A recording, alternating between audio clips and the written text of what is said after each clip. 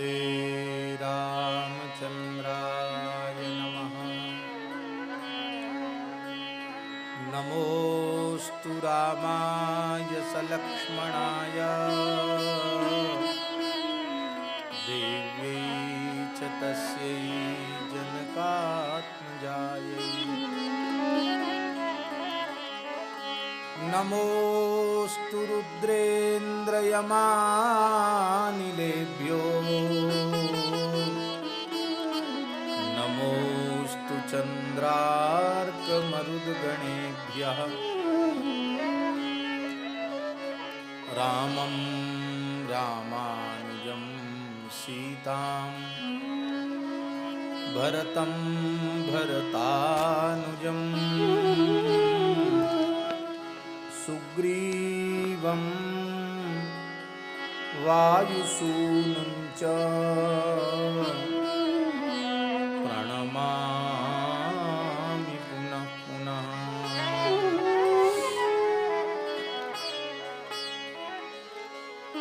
अखिल भुवन जन्मस्थेम भंगादिलीले विनत विविध भूत व्रात रक्षैक दीक्षे श्रुति शिरसि विदीप्ते ब्रह्मणि श्रीनिवासे भवतु मम परस्मिन् शेमुषी भक्तिरूपा। प्रह्लाद नारद पराशर पुंडरीक व्यासाम्बरीश शुक शौनक भीष्म दाल्म्यान् रुक्मांगदार्जुन वसिष्ठ विभीषणादीन् पुण्यानिमान् परम भागवतान् नमामि। वाञ्छाकल्पतरुभ्यश्च कृपा सिन्धुभ्य एव च पतितानां पावनेभ्यो वैष्णवेभ्यो नमो नमः। सीतानाथ समारम्भां श्रीरामानन्दार्य मध्यमाम् अस्मदाचार्यपर्यन्तां वन्दे गुरुपरम्पराम्। भक्त भक्ति भगवंत गुरु चतुर नाम बपुएक इनके पद वंदन किए नाशे विघ्नेक। नारायणं नमस्कृत्य नरं चैव नरोत्तमं देवीं सरस्वतीं व्यासं ततो जयमुदीरयेत्।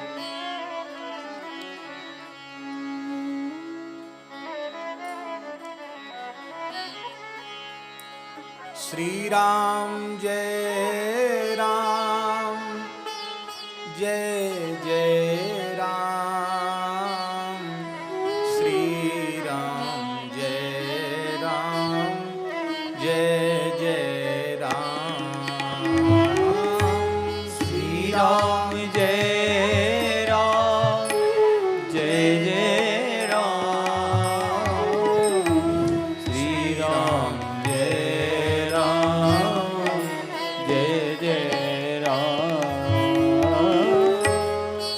राम जय राम जय जय राम।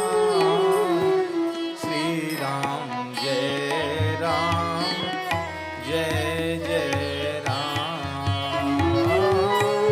श्री राम जय राम जय जय राम। श्री राम जय राम जय जय राम। श्री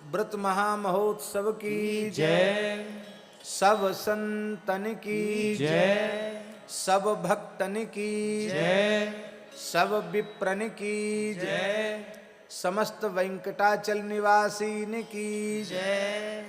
जय जय श्री राधे, जय जय श्री सीताराम, हर हर महादेव।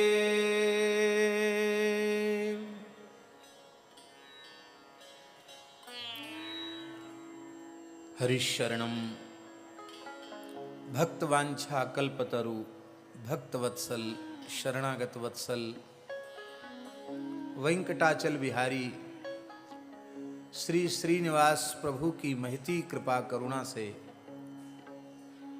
श्री तिरुमला धाम में करुणा वरुणालय श्री वेंकटेश प्रभु की चरण सन्निधि में इस दिव्य आस्था मंडप में श्री श्रीनिवास भगवान की सन्निधि में एवं परम सिद्ध संत श्री हाथीराम बाबा की भावमयी उपस्थिति में प्राचीन अर्वाचीन सभी गुप्त प्रकट महान ऋषियों की संतों की महत्पुरुषों की भावमयी सन्निधि में हम आप सबको मानव जीवन का सर्वोत्कृष्ट फल सत्संग श्री विष्णु पुराण एवं श्री वेंकटाचल महात्म्य के श्रवण के रूप में प्राप्त हो रहा है। महाराज जी के मन में यह भाव जगना, परम पूज्य परम भागवत गो ऋषि स्वामी श्री दत्त शरणानंद जी महाराज पथमेड़ा महाराज जी के भीतर यह भाव जागृत होना कि कलिकाल में स्वयं रघुनाथ जी ही वेंकटेश प्रभु के रूप में विराजमान हैं और राम जी के दरबार में सबको न्याय मिलता है। इस कराल कलिकाल में गाय के साथ अन्याय हो रहा है, तो क्यों ना राजा प्रजा दोनों गाय के प्रति अन्याय कर रही है, तो हम न्यायकर्ता में श्री राम जी से श्रेष्ठ कौन होगा। ऐसे श्री राम रूप वेंकटेश प्रभु, श्री राम जी ही वेंकटेश प्रभु हैं। उनके दरबार में क्यों ना ये प्रार्थना की जाए कि हे प्रभु गाय के साथ न्याय कीजिए। हमको ये कहने का साहस तो नहीं है कि गोवधकारियों का विनाश कर दीजिए, लेकिन ये प्रार्थना जरूर है, हे वेंकटेश प्रभु ऐसा दिव्य पवित्र वातावरण उपस्थित कर दीजिए कि जो मूढ़ अज्ञानी हतभाग्य गोवंश के संहार के इस भयंकर पाप में लगे हैं, उनके हृदय में भी गोभक्ति के संस्कार आ जाएं, वे भी गोपालक बन जाएं, वो भी गो सेवक बन जाएं। भगवान सर्वांतर्यामी हैं, वे सब कुछ करने में समर्थ हैं। इतने संतों की उपस्थिति के साथ नित्य 1.25 लक्ष तुलसी से भगवान शालिग्राम का अर्चन, भगवान नर्मदेश्वर का सविधि महाभिषेक, बिल्व पत्रार्चन, नित्य प्रति आर्ष ग्रंथों का प्रवचन, ये निश्चित अपने दिव्य प्रभाव से समग्र भारतवर्ष में गोवंश संरक्षण संवर्धन के पवित्र वातावरण का निर्माण करेगा। और हम लोग बड़े भाग्यशाली हैं, जहां एक पलक आना बड़ा मुश्किल है, जहाँ के ठाकुर जी का दर्शन भी दुर्लभ है। हमारे यहाँ वृंदावन में कहते हैं श्री राधा वल्लभ दर्शन दुर्लभ, पर हमारे श्री राधा वल्लभ लाल जी का दर्शन दुर्लभ नहीं है, बहुत सुलभ है, बहुत सुलभ है महाराज हमारे राधा वल्लभ लाल जी का दर्शन। कोई लाइन नहीं है, कोई टिकट नहीं है,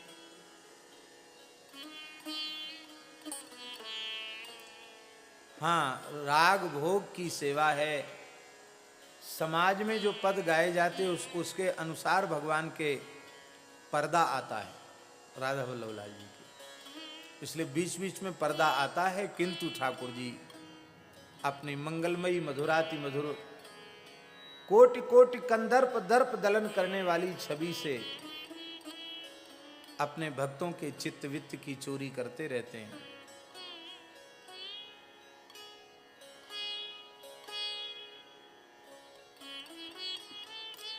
किंतु इतनी दूर यहाँ आना बड़ा दुर्लभ है, और यहाँ आने के बाद भी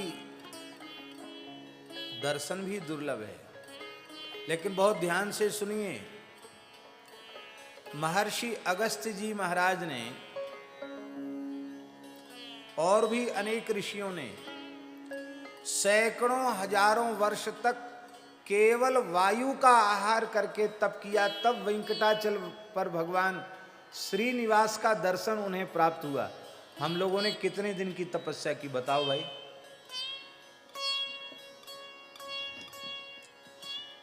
10-5 दिन भी भूखे रहे, प्यासे रहे। यहां तो पंक्ति में चलने वाले लोगों को भी बीच बीच में खाने पीने की व्यवस्था है, बैठने की जगह है। किंतु कलिकाल है, भगवान ने अपनी दया करुणा के भंडार खोल दिए हैं।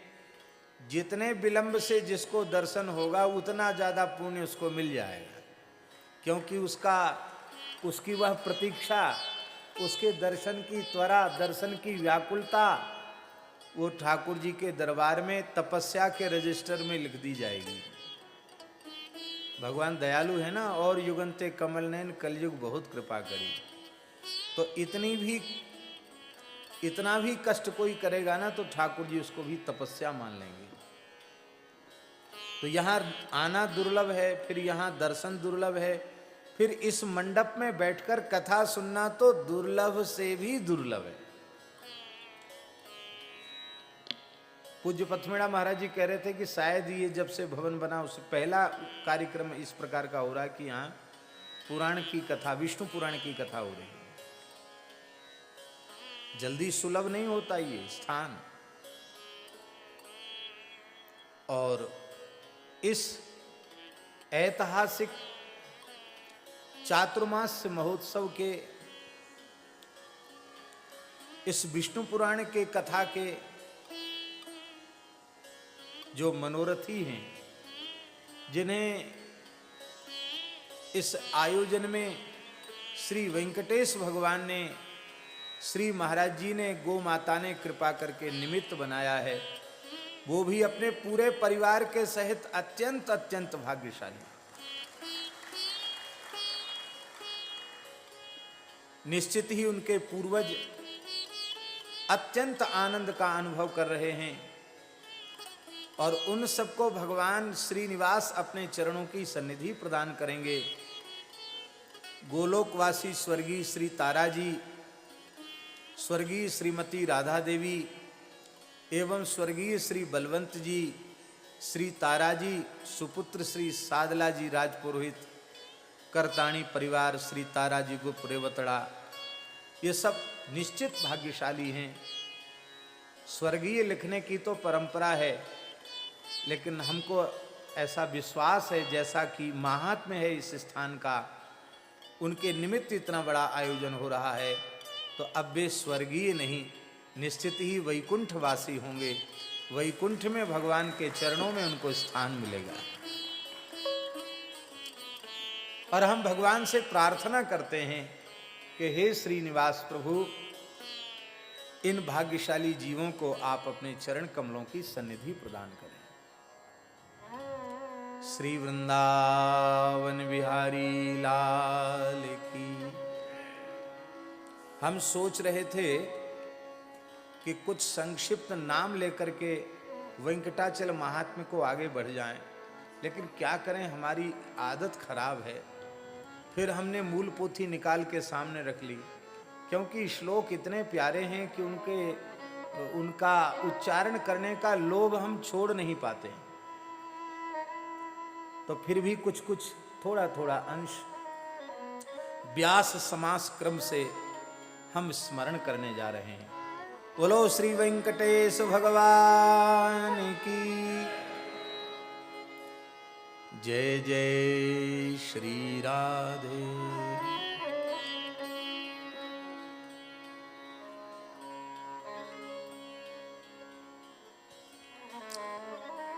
स्वामी तीर्थ का महात्म्य आप लोगों ने सुना, वेंकटाचल का महात्म्य, भगवान श्रीनिवास कैसे प्रकट हुए, किस प्रयोजन की सिद्धि के लिए प्रकट हुए, वेदवती भगवती पद्मावती के रूप में प्रकट भईं, और कैसे श्री राम जी ने श्रीनिवास रूप में प्रकट होकर वेदवती रूपा पद्मावती से विवाह किया।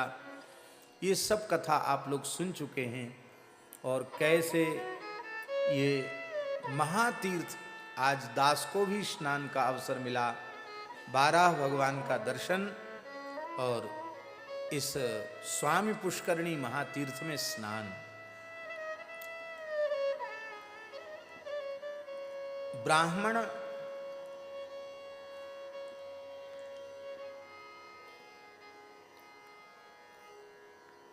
भगवान की विभूति है। 2 पैर वाले मनुष्यों में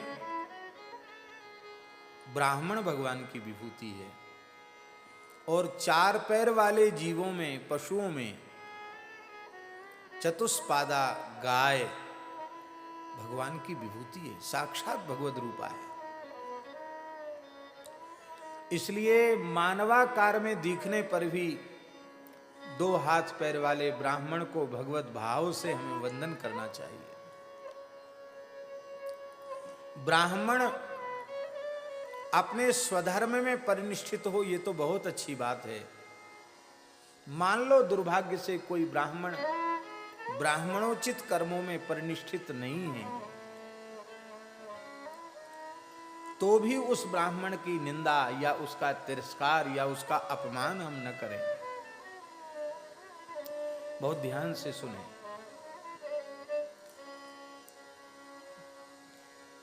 जन्म, तप और श्रुत, ये 3 ब्राह्मण के लक्षण हैं। कितने लक्षण हैं? 3। जन्म का अर्थ है ब्रह्मण्याम ब्राह्मणा जातः ब्राह्मणस्यान्न संशया। ब्राह्मणी के गर्भ से ब्राह्मण के द्वारा उत्पन्न संतान, ये हुआ जन्म। दूसरा लक्षण है तप, तपस्या। तप का अर्थ क्या है? तप का अर्थ है शास्त्र नियंत्रित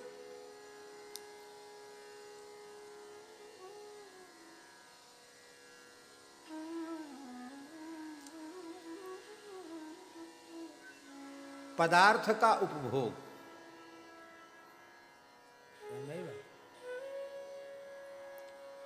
जो देखने योग्य हो उसी को हम देखें, जो सुनने योग्य है उसी को हम सुने, जो बोलने योग्य है वही बोलें, जो करने योग्य है वही हम करें, जहाँ जाने योग्य है वहीं हम जावें।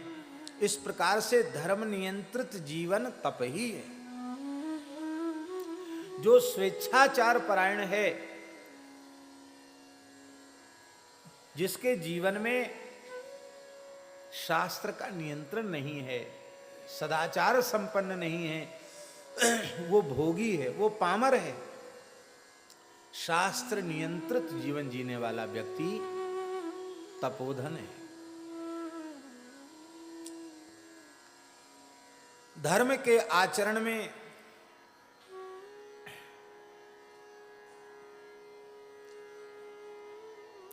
इंद्रियों के निग्रह में अनेक जन्मों के मलिन संस्कारों के कारण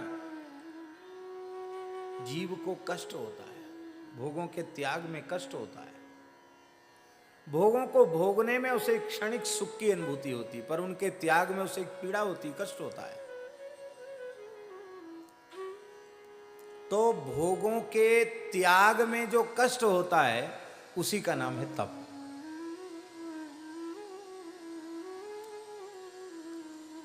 अब भोर में 4 बजे उठ के स्वामी पुष्करणी में नहाओ, बढ़िया हवा चलती, सीरी सीरी, ठंडी ठंडी।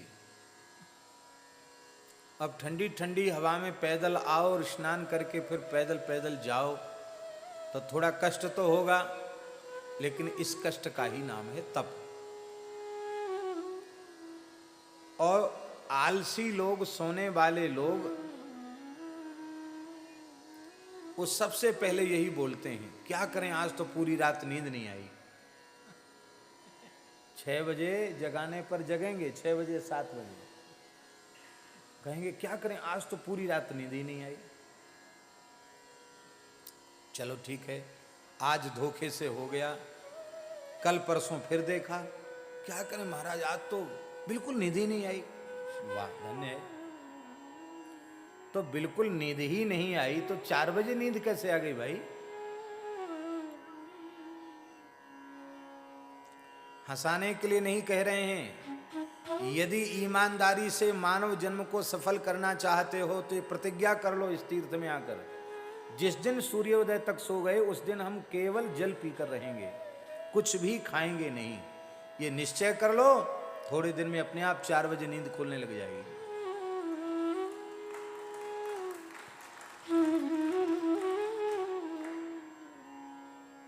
कई बार ऐसा होता है कि हम यात्रा में पहुंचे और पहुंचे पूरी रात चलकर 4 बजे पहुंचे। अब शरीर तो कहता है कि एकदम चूर चूर हो रहा, सो जाओ, लेकिन विवेक कहता है नहीं, 4 बजे सोने का नहीं है, थोड़ा और कष्ट सहो, स्नान कर लो, संध्या कर लो, जप कर लो, हवन कर लो। नहीं अभी सो गए तो स्वाभाविक सूर्योदय तक सो जाना पड़ेगा, और सूर्योदय तक सोना ये बहुत दुख की बात है। इससे बड़ी पीड़ा क्या हो सकती है?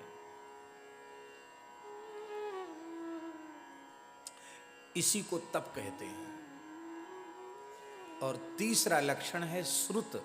श्रुत माने गुरु परंपरा से शास्त्रों का श्रवण, शास्त्र ज्ञान। ये तीनों जिसमें होते हैं उस ब्राह्मण को ऋषि कहा जाता है। जन्म, तप और श्रुत। किंतु किसी ब्राह्मण का जन्म तो हो गया, उसमें तप और श्रुत ये 2 लक्षण उसमें नहीं है, तो भी उस ब्राह्मण का तिरस्कार नहीं करना चाहिए, क्योंकि तपः श्रुताभ्याम यो हीनः जाति ब्राह्मण एवसा। जो तप और श्रुत से हीन है वह भी जात्या ब्राह्मण है। ऐसे ब्राह्मण के अपमान से भी अमंगल होगा, अनिष्ट होगा, अशुभ होगा, इसमें संदेह नहीं है। कैसे? जन्म, तप और श्रुत, इससे संपन्न ब्राह्मण प्रज्वलित अग्निहोत्र की अग्नि के समान है, यज्ञाग्नि के समान है।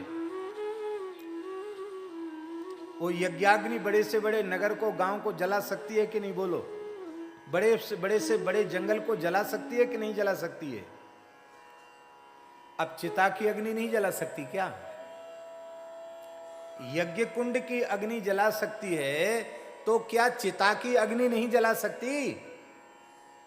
चिता की अग्नि भी फूस के छप्पर पे पड़ जाए तो पूरे के पूरे गांव को जला सकती है, पूरे नगर को, पूरे जंगल को जला सकती है। इसलिए जन्म, तप और श्रुत से संपन्न ब्राह्मण यज्ञाग्नि के समान, अग्निहोत्र की अग्नि के समान पवित्र है। किंतु जिसका केवल जन्म हुआ है, जिसमें तप और श्रुत नहीं है, वह भी चिताग्नि के समान है। आग तो वो भी है। आज दुख की बात है, इन कुर्सी के सौदागर लोगों ने, वोट के लालची लोगों ने खुलकर कहना आरंभ कर दिया कि हमें ब्राह्मणों के वोट की जरूरत नहीं है। हिंदुओं में एक बड़े वर्ग को तैयार कर दिया जो ये निसंकोच भाव से कह रहा है कि हमारा विरोध और किसी से नहीं है, हमारा विरोध तो ब्राह्मणों से है। शासक भी कहता हमें ब्राह्मणों की जरूरत नहीं है, और हमारे ही समाज का एक वर्ग जो हमारा अभिन्न अंग है उसको भी लोगों ने भड़का दिया है, बहका दिया है, बुद्धि को विकृत कर दिया है। वो भी कहता है कि हमारी शत्रुता और किसी से, हमारी शत्रुता तो इनसे ही है। और ब्राह्मणों का दुर्भाग्य ये है कि युग की भयंकरता, समय के विपरीत प्रभाव के कारण ब्राह्मण अपने विप्रत्व को खोते चले जा रहे हैं। अपनी ब्राह्मणता को वो निरंतर तिरस्कृत करते चले जा रहे हैं।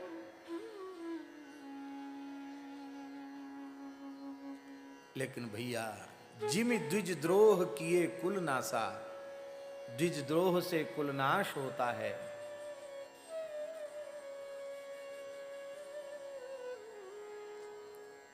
हिंदू वैदिक सनातन धर्म, इसकी जो आर्ष मर्यादा है, व्यास वाल्मीकि प्रभृति मनु आदि ऋषियों के द्वारा कही गई जो मर्यादा है, उस मर्यादा के वास्तविक स्वरूप को ज्यों का त्यों जब तक स्वीकार नहीं किया जाएगा तब तक हिंदुत्व का, सनातन धर्म का भला संभव नहीं है, नहीं है, नहीं है। आज हिंदुत्व के रक्षण की बात जो लोग कर रहे हैं उनके प्रयास में कोई कमी नहीं है, लेकिन प्रयास जितना किया जा रहा है समाज उतना विखंडित होता चला जा रहा है।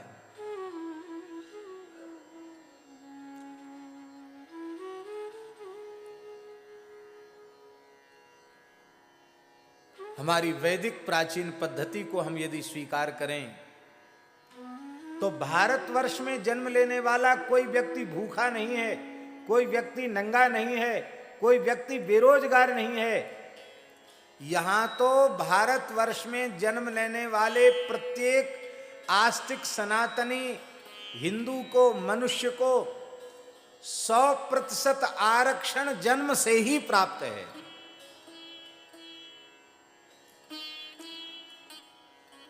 सबके कर्मों का निश्चय क्या है? ये उनका आरक्षण है। पर आरक्षण का झगड़ा डाल करके समाज को बांटना है ना।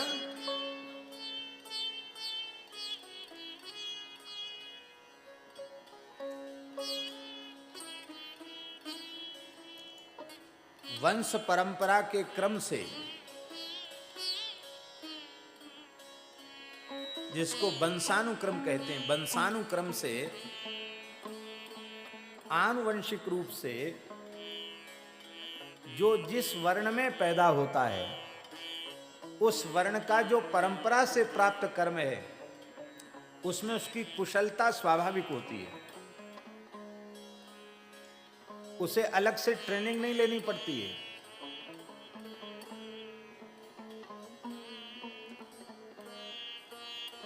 ब्राह्मणों के घर में बालक पैदा होता तो कम से कम सत्यनारायण की कथा बांचना तो पेट से ही सीख के आता है।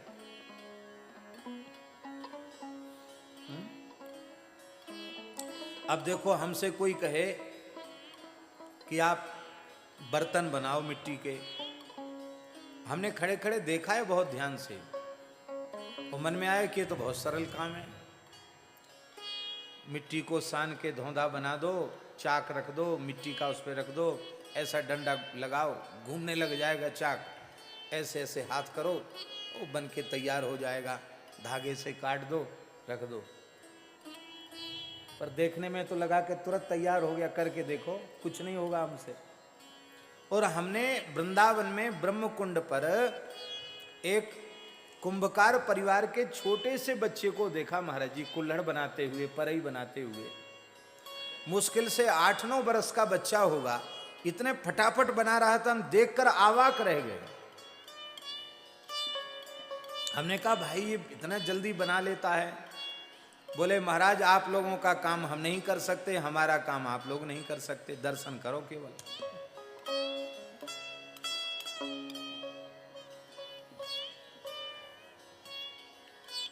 बेरोजगारी तब होती है जब आपके अधिकार को हम छीनते, हमारे अधिकार को कोई दूसरा छीनता है, तो बेरोजगारी होती है।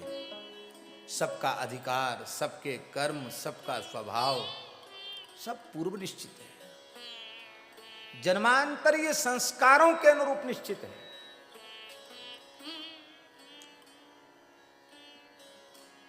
बोलो वृंदावन बिहारी।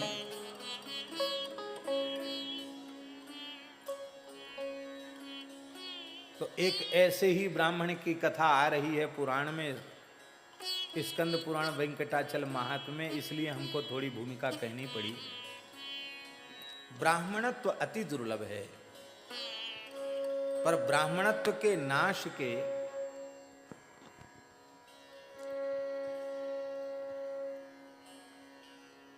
कई कारण ऐसे हैं, हेतु ऐसे हैं जिनसे ब्राह्मणत्व का शीघ्र विनाश हो जाता है।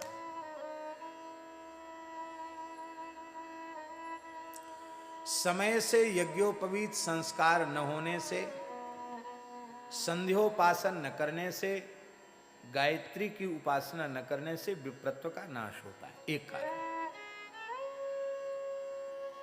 दूसरा हेतु,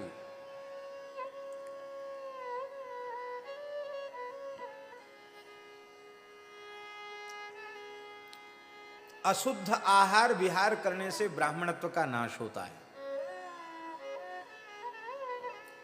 क्योंकि आहार शुद्धि से चित्त की शुद्धि का गहरा संबंध है। आहार शुद्धौ सत्व शुद्धि है। आहार विकृत होने पर चित्त विकृत हो जाता है। हम निंदा नहीं कर रहे हैं, लेकिन हम निवेदन कर रहे हैं। भारतवर्ष के ही जिन क्षेत्रों में ब्राह्मण आदि में अशुद्ध खान पान की परंपरा है, वहां के उन लोगों के आचरण आप देखिए, बहुत मलिन है। उनमें दया करुणा नहीं है, उनमें क्रूरता अधिक है। ब्राह्मणत्व के नाश का पहला कारण समय से संस्कार न होना, संध्या गायत्री संपन्न न होना, यह पहला कारण है। दूसरा कारण है अशुद्ध आहार विहार। तीसरा कारण है अयाज्य याजन।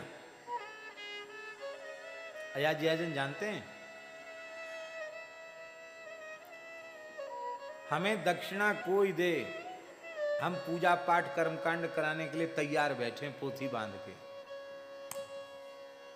अब वह व्यक्ति, उसका धंधा क्या है, उसका काम क्या है, उसकी कमाई कैसी है, उसका अन्न हमें खाना चाहिए कि नहीं, उसका दान हमें लेना चाहिए कि नहीं, इसका हम यदि विचार नहीं करते हैं तो चाहे जितने विद्वान वेदादि शास्त्रों के बने रहें, अयाज्य याजन करते हैं, कुपात्र अपात्र का यजन याजन करते हैं, तो भी विप्रत्व का नाश हो जाएगा।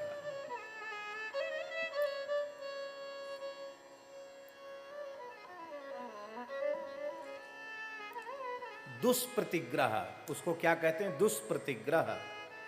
दुष्प्रतिग्रह लेने से ब्राह्मणत्व का नाश हो जाता है। भूखे मर जाना श्रेष्ठ है, पर दुष्प्रतिग्रह लेकर के जीवित रहना अच्छा नहीं।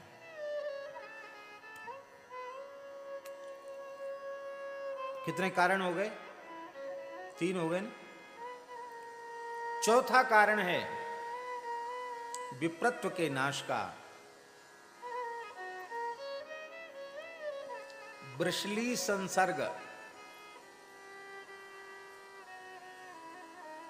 क्या है? इसी को तुलसीदास जी महाराज ने कहा, विप्र निरक्षर लोलुप कामी, विप्र निरक्षर लोलुप कामी, अनाचार रत ब्रसली स्वामी। अब हम एक बहुत गंभीर व्याख्या है वो तो हम नहीं करेंगे यहां, क्योंकि धर्मनिरपेक्ष शासन है।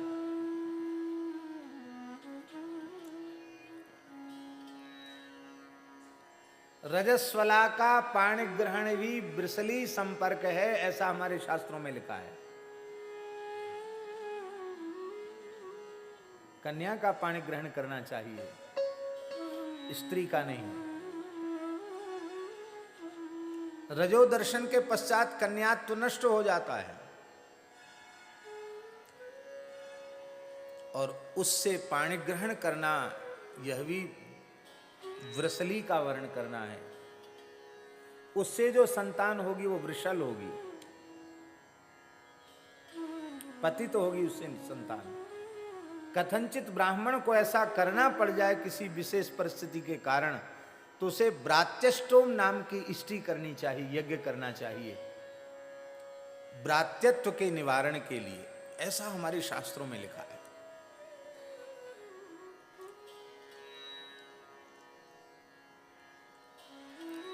और सरल शब्दों में बता देते हैं, अपने वर्ण से इतर वर्ण की कन्या से विवाह, यह ब्राह्मणत्व के नाश का कारण है। अंतरजातीय विवाह,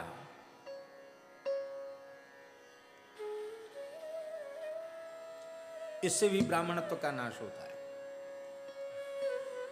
किसी ब्राह्मण की कन्या का विवाह किसी वैश्य के यहां हो गया, अब संतान पैदा हुई। अब जो दौहित्र है वो अपने नाना नानी के चरण छुएगा कि नहीं छुएगा? क्या उसे छूना चाहिए? क्या उसे छुलाना चाहिए? क्योंकि अंश तो ब्राह्मण का है। बोलो,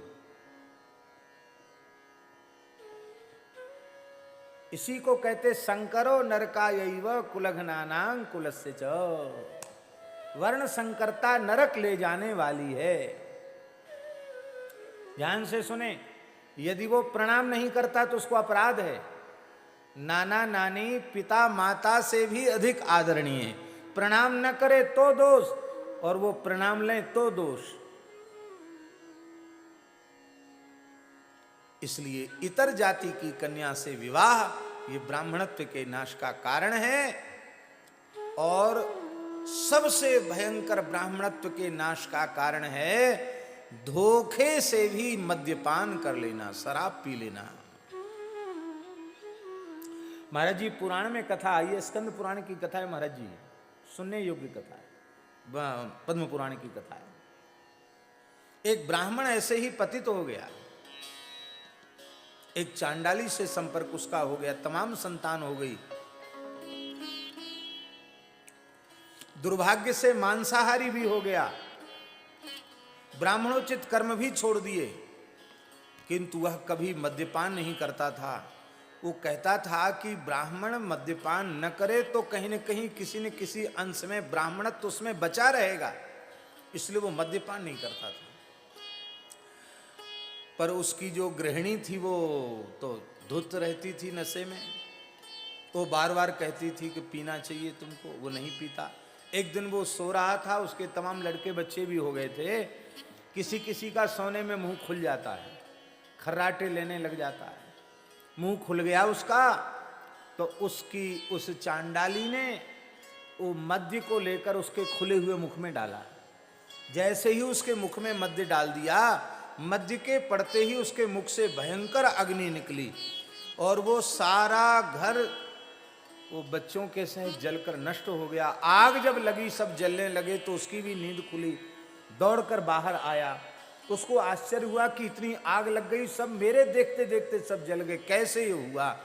आकाशवाणी हुई, तुमने यद्यपि ब्राह्मणत्व के नाश के सारे दुष्कर्म कर लिए थे, किंतु कभी मद्यपान नहीं किया, इसलिए तेरे शरीर में ब्राह्मणत्व कहीं न कहीं सुरक्षित रहा। आज तेरे ब्रह्मत्व के नाश के लिए बलपूर्वक मध्य मुख में डाला गया। उसी के प्रभाव से उस ब्रह्म तेज की अग्नि ने जलाकर इस घर को, इस परिवार को नष्ट कर दिया। फिर वह रोने लग गया। उसने फिर ऋषियों के पास जाकर प्रायश्चित्त पूछा और कठोर तप करके पुनः अपने स्वरूप में प्रतिष्ठित हो गया।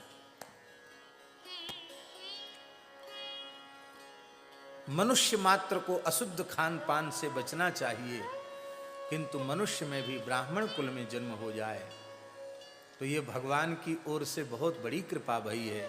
इस कृपा को संभालना चाहिए, इस कृपा को संजोना चाहिए। आसोतरा वाले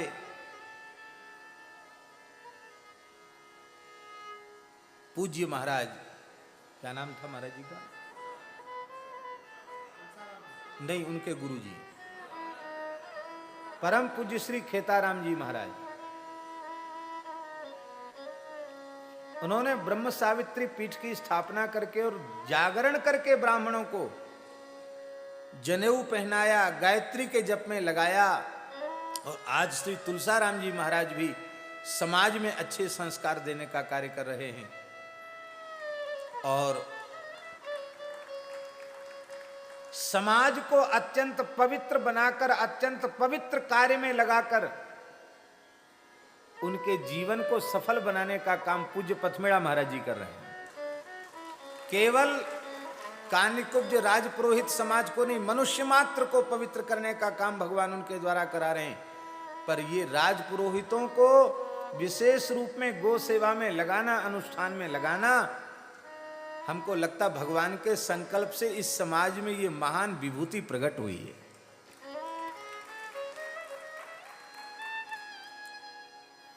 इसलिए भैया भूल कर भी ब्राह्मण को अशुद्ध आहार, अशुद्ध विहार नहीं करना चाहिए। हमारी प्रार्थना है, यदि आप द्विजाति हैं, ब्राह्मण क्षत्रिय वैश्य हैं, तो अपने बालकों के समय से यज्ञोपवीत संस्कार कराइए, उनकी चोटी अवश्य रखवाइए, स्वयं संध्या कीजिए, जप कीजिए, उनको अपने साथ बैठाकर संध्या जप में लगाइए। और ये सावधानी 15-16 वर्ष की आयु तक यदि आपने कर ली तो आगे चलकर आपका घर ही भगवान का धाम बन जाएगा। धन्यो गृहस्थाश्रमः। एक ऐसा ही ब्राह्मण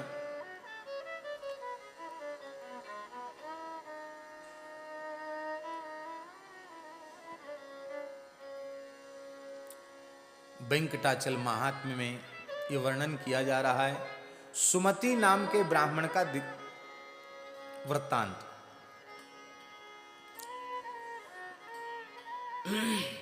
यह भी स्वामी पुष्करणी महात्म्य से जुड़ा हुआ प्रसंग है। पुरा किराती संसर्गात सुमित्र ब्राह्मण सुराम पीतवान पुष्करण्यां स स्नात्वा पापात विमोचितः।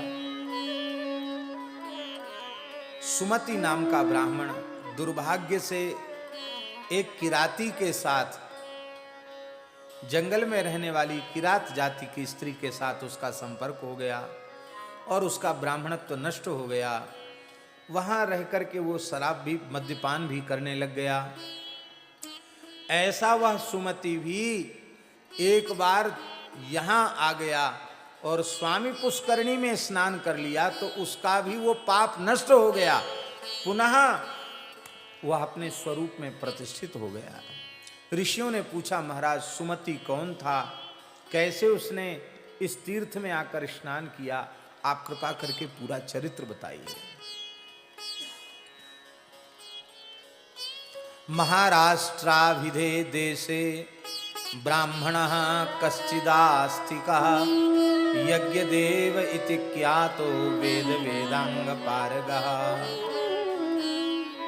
देखो, मध्य प्रदेश, उत्तर प्रदेश, ये नाम तो बहुत पीछे के हैं। मध्य प्रदेश, उत्तर प्रदेश, ये नाम बहुत पीछे के हैं, लेकिन महाराष्ट्र नाम पौराणिक है। क्वचित क्वचिन महाराष्ट्र गुर्जरे जीर्णतांगता। महाराष्ट्र का पुराणों में नाम बहुत पहले से है।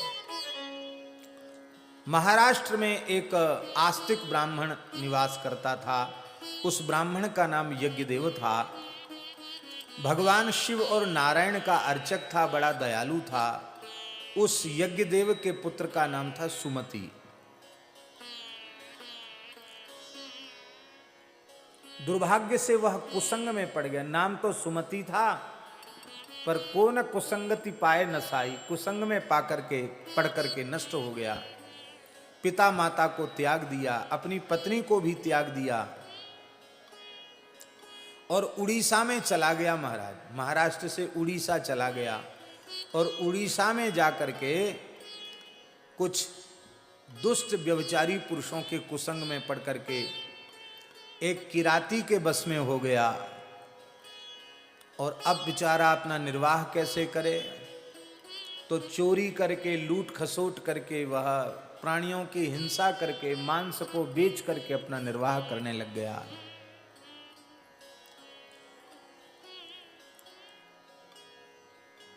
इतना पतित तो हो गया कि एकेन चषके नासु तया सह सुराम पपऊ, एक ही चषक एक ही पात्र में एक साथ दोनों मद्यपान कर लेते, इतना नीचे गिर गया।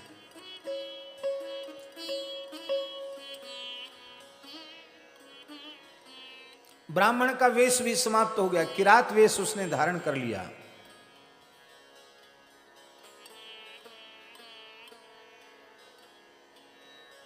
एक दिन एक ब्राह्मण के घर में वो चोरी करने के लिए गया। चोरी करके जाने लग गया, ब्राह्मण जग गया। ये ब्राह्मण चिल्ला कर कहीं लोगों को बुला ना दे, मैं पकड़ा ना जाऊं, इसलिए सुमति के हाथ में तलवार थी, उसने उस ब्राह्मण का सिर काट डाला। ब्रह्म हत्या इसको लगी। एक तो स्वयं अपने ब्रह्मत्व का नाश कर चुका था, फिर एक पवित्र ब्राह्मण का सिर काट डाला। ब्रह्म हत्या इसके पीछे पड़ गई। नील वस्त्र धरा भीमा भृशम रक्त शिरोरुहा गर्जंती साटहा संसा कंपयंती चरोदसी। नीले नीले कपड़े पहने हुए, नील लगा हुआ कपड़ा पहनती है ब्रह्म हत्या, इसलिए नील लगा हुआ कपड़ा पहनने वाले को ब्रह्म हत्या का पाप लग जाता है। नील लगा हुआ कपड़ा पहनना शास्त्रों में अति निषिद्ध है। नील लगाकर कभी कपड़ा नहीं पहनना चाहिए। 1000 पंक्ति पावन अग्निहोत्री ब्राह्मण बैठे हों और नील लगा हुआ कपड़ा पहनकर एक व्यक्ति उसमें प्रवेश कर जाए तो वे ब्राह्मण भ्रष्ट हो जाते हैं, फिर चांद्रायण व्रत करें तब शुद्ध होते हैं। नील लगा हुआ कपड़ा नहीं पहनना। ये मुसलमानों ने आकर के जब यहाँ इस देश पर शासन किया तो हमारे धर्म ग्रंथों में खोज कर उन्होंने पता लगाया कि इनके ब्राह्मणत्व का नाश कैसे हो, इनकी शक्ति कैसे समाप्त हो। तब उन्होंने नील की खेती आरंभ की, नील लगा हुआ कपड़ा पहनने का चलन चलाया। ऐसा महाराज बिहार में तो कई जगह लोग इतना नील लगा हुआ कपड़ा पहनते हैं, ऐसे लगता है मानो कोई नील के कुंड में कूद के तब आए हो। भाई बिहार बंगाल की बात नहीं है, आप लोग ध्यान से सुनिए, पुराणों में बहुत निषेध है इसका।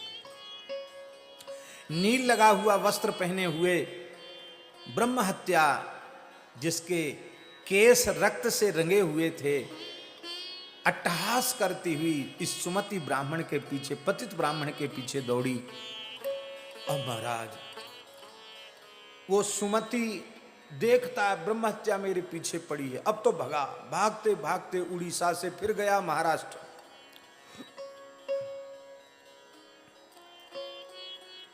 अपने पिताजी के पास पहुंचा, पिताजी बचाओ बचाओ बचाओ, देखो ये कौन मेरे पीछे पड़ी है। पिताजी भी सिद्ध थे,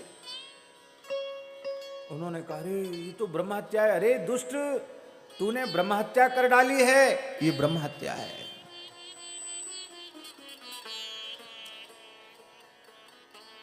पिता को दया आई, छोड़ दो मेरे पुत्र को। ब्रह्म हत्योवाच, ब्रह्म हत्या ने कहा मयिवत्वं प्रतिगृहिणी स्व यज्ञदेव द्विजोत्तमो असौ सुरापीस्ते च ब्रह्मः चातिपातकी। मातृदोही पितृदोही भार्या त्यागी च पातकी। किराती दुष्ट दुर्संग दुष्टश्च ये नम मुंच दुरात्मकम। देखो विप्र देवता यज्ञदेव, भले ही यह तुम्हारा पुत्र है, लेकिन इस पुत्र को तुम अपना पुत्र मानकर व्यवहार मत करो, इसको घर में मत घुसने दो। क्योंकि ये शराब पीने वाला है, चोरी करने वाला है, ब्रह्म हत्यारा है, माता पिता का द्रोही है, पत्नी के त्याग का पाप इसको लगा है, किराती के संग से इसने ब्रह्मत्व को सर्वथा नष्ट कर दिया है। यदि तुम अपने इस पुत्र को स्वीकार करोगे तो तुम्हारी पत्नी के सहित ये सारे पाप तुमको भी लग जाएंगे। पापी मनुष्य से जो अपना संपर्क जोड़ता है उसके पापों का परिणाम संपर्क जोड़ने वाले को भी मिलता है। इसलिए पुत्र हो या पुत्री, यदि उसने अपने सदाचार का, धर्म का त्याग कर दिया तो तजिए ताहि कोटि बैरी सम यद्यपि परम स्नेही। चाहे जितना प्रिय हो, समझ लो वो हमारे लिए मर गया, समाप्त हो गया। जो धर्म का नहीं है, जो भगवान का नहीं है, जो अच्छे आचरण का नहीं है, उससे हमारा कोई लेना देना नहीं, उससे हमारा कोई संपर्क नहीं।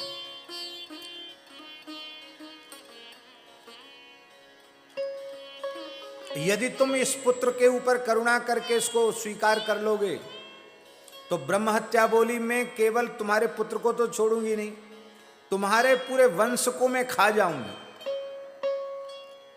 ब्रह्मदेव बोला कि ब्रह्म हत्या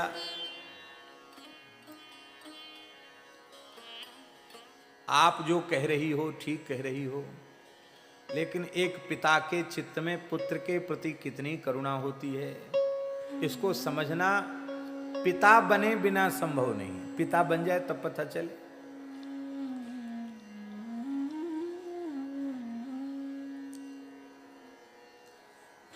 ब्रह्महत्या ने कहा यह पतित है, वर्णाश्रम से बहिष्कृत है, इस पुत्र में स्नेह मत करो, इसका तो मुख देखना भी पाप है।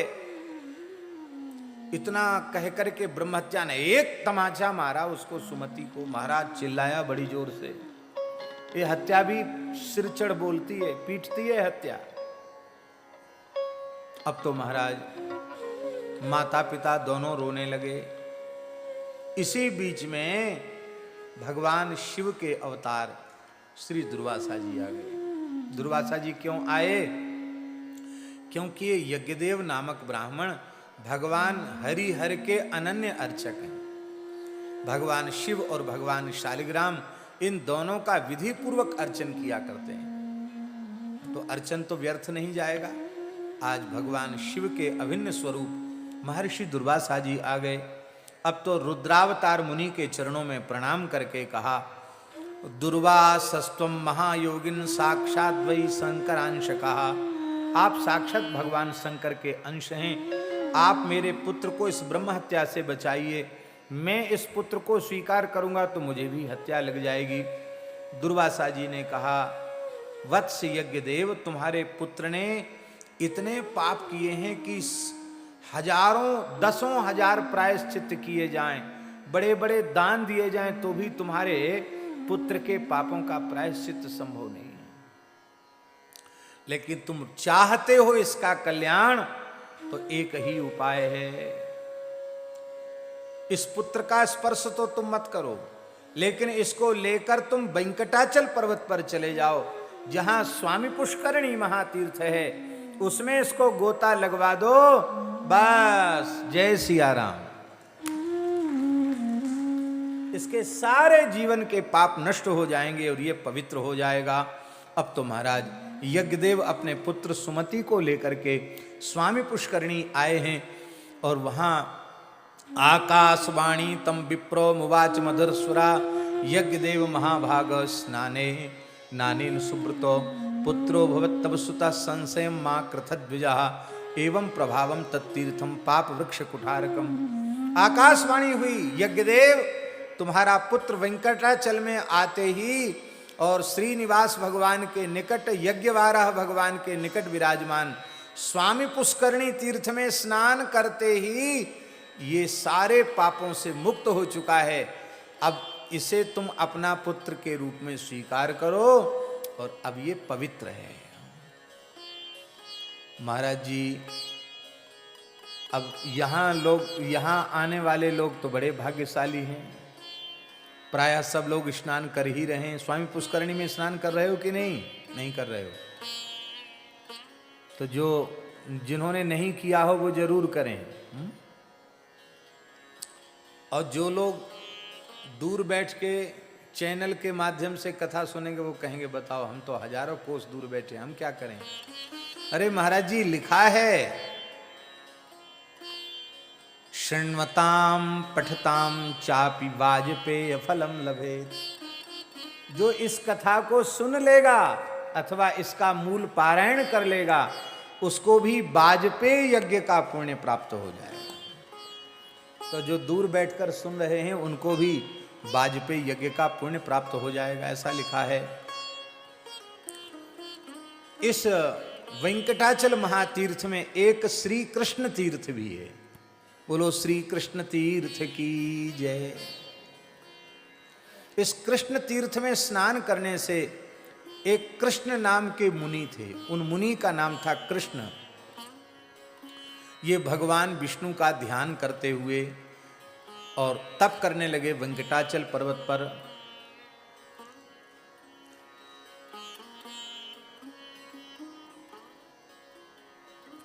उनके भजन के प्रभाव से जो तीर्थ उन्होंने प्रकट किया था, उस तीर्थ में स्नान तत्र स्नात्वा सकृन मर्त्य कृतघ्नोपि विमुच्यते।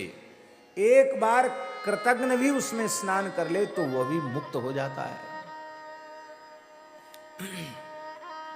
एक रामकृष्ण नाम के महामुनि थे, उनका नाम रामकृष्ण था। पुरा बहु विप्रेंद्रो रामकृष्णो महामुनि। बड़े सत्यवादी थे, शीलवान थे, शास्त्रों के विद्वान थे, सभी प्राणियों पर दया करने वाले थे, शत्रु मित्र में सम थे, जितेंद्रिय थे, तपस्वी थे और परब्रह्म के स्वरूप को अनुभव करने वाले थे। उन्हें जब वेंकटाचल महात्म्य का स्मरण हुआ तो वे सब कुछ त्याग कर वेंकटाचल पर आ गए और यहाँ इन्होंने कठोर तप करना आरंभ कर दिया। महाराज जी तपस्या करते करते रामकृष्ण महामुनि के शरीर पर दीमक लग गई, बामी हो गई, बामी ऊंची बामी खड़ी हो गई और लेकिन फिर भी वो बल्मीक से बाहर नहीं निकले, तपस्या में लगे रहे। तब भगवान ने उनकी परीक्षा ली। इंद्र ने भयंकर वर्षा आरंभ कर दी। 7 दिन 7 रात्रि तक पानी बरसता रहा, लेकिन फिर भी उन्होंने तपस्या नहीं छोड़ी।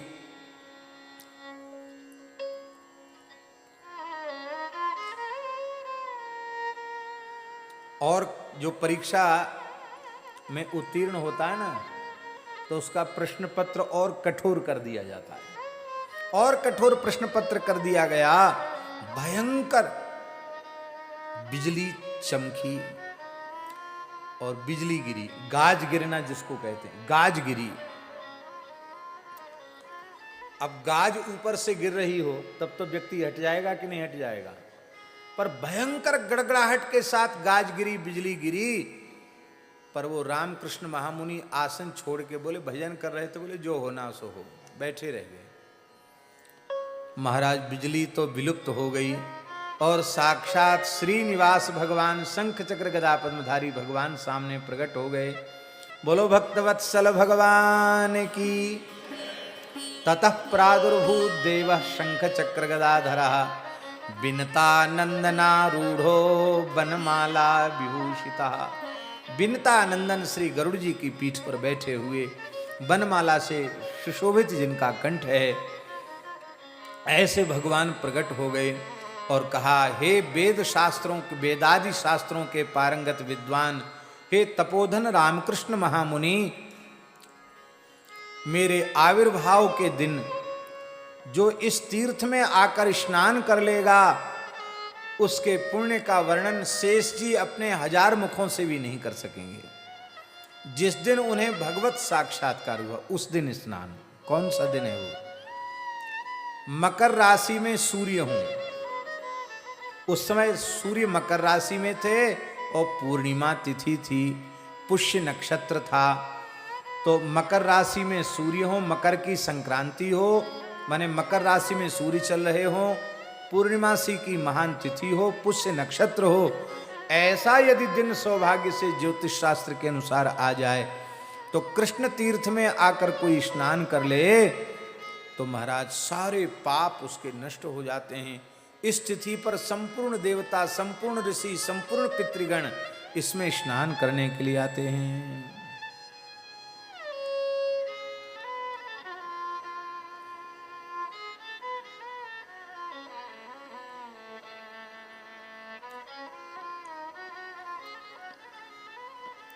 जलदान का बड़ा पुण्य है। जलदान, वेंकटाचल में आकर जो जलदान करता है उसको बहुत बड़े पुण्य की प्राप्ति होती है। हेमांग नाम के ब्राह्मण का सुनाया है इतिहास। ये हेमांग नाम का ब्राह्मण, इसके यहाँ एक बार श्रुतदेव नाम का ब्राह्मण दोपहर में आया। उस ब्राह्मण के उसने चरण धोए और चरण धो करके महाराज जी चरणों में सुंदर घी लगाया, यहाँ लिखा हुआ है, और चरणों का जल पिया। और महाराज जी चरणों का जल पी करके वो जल को छींट दिया तो एक गोह के ऊपर वो पड़ गया। वो गोह जो है उसको अपने पूर्व जन्म का स्मरण हो गया। वो त्राही त्राही करने लग गई। तो ब्राह्मण को आश्चर्य हुआ कि ये गोह नाम की, गोह जानते हो ना, बिस्खोपड़ा, ये गोह इतना जोर से बोलने लगी ब्राह्मण की आवाज में। तब उसने कहा, महाराज गोह ने कहा, मैं तो इक्ष्वाकु कुल में उत्पन्न हुआ था, शस्त्र और शास्त्र दोनों में विशारद था, किंतु अपराध के कारण मुझे यह योनि प्राप्त हुई। एक ब्राह्मण के चरण के जल से आज मुझे पूर्व जन्म का स्मरण हो गया। मैं कई बार गीध बन चुका हूं, जाने कौन कौन सी योनि में, और इस गोह की योनि में 28 जन्म मेरे हो चुके हैं।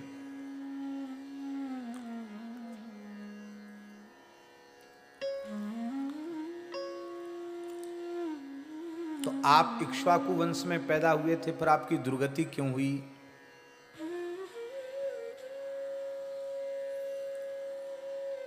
बोले हमने पूर्व जन्म में सामर्थ्यवान होते हुए भी जलदान की व्यवस्था नहीं की। ये पहाड़ पे पानी बड़ा कठिन है, तो हमको चाहिए था, इसी क्षेत्र में थे तो हमको पहाड़ पर जल की व्यवस्था करनी चाहिए थी, हमने जलदान नहीं किया, इसलिए हमको इन योनियों में भटकना पड़ रहा है। अब तो ब्राह्मण ने वेंकटाद्रि पर जो जल पिलाने का जो पुण्य है वो दिया। तत्काल वो गोह देह त्याग करके विमान में बैठकर भगवान के धाम को चला गया। बोलो भक्तवत्सल भगवान की जय। अब एक श्लोक लिख लो। पृथिव्याम यानि तीर्थानि ब्रह्मांडांतर्गतानि च तानि सर्वाणि वर्तन्ते वेंकटाहुवय भूधरे। इस पृथ्वी पर जितने तीर्थ हैं ब्रह्मांड के अंतर्गत हैं, वो सब वेंकटाचल पर्वत में सतत निवास करते हैं। ब्रह्मांड के सारे तीर्थ इस वेंकटाचल पर्वत में निरंतर निवास करते हैं। यहां भगवान पुरुषोत्तम श्रीनिवास के रूप में, वेंकटेश प्रभु के रूप में शंख चक्र गदा पद्मधारी पीतांबरधारी भगवान निवास करते हैं, जिनके कंठ में कौस्तुभ मणि है। अंग कौशल कर्नाटक काशी गुर्जर आदि देश के, चोल केरल पांड्य आदि देशों के राजा भी आकर इनका दर्शन करते हैं, इनकी सेवा करते हैं। ऋषि देवता सिद्ध सनक सनंदन सनातन आदि ऋषि इनकी पूजा करते हैं। हम लोगों का भादो मास चल रहा है इस समय, और यहाँ संभवतः इस समय यहाँ श्रावण मास चल रहा है। यहाँ श्रावण चल रहा है ना, यहाँ के कोई महानुभाव बैठे हैं ना, महेंद्र जी कहाँ हैं? यहाँ श्रावण मास चल रहा है, यहाँ श्रावण चल रहा है ना, यहाँ श्रावण मास चल रहा है। तो श्रावण और भादों के मास में यहाँ की महिमा और अधिक बढ़ जाती है। ये भाद्रपद मासे तु वेंकटेश महोत्सवे सेवां कुर्वन्ते सर्वे निष्पापा उत्तमोत्तमाः। भाद्रपद के महीना में वेंकटेश भगवान का दर्शन करते हैं, उत्सव करते हैं, वो निष्पाप हो जाते हैं।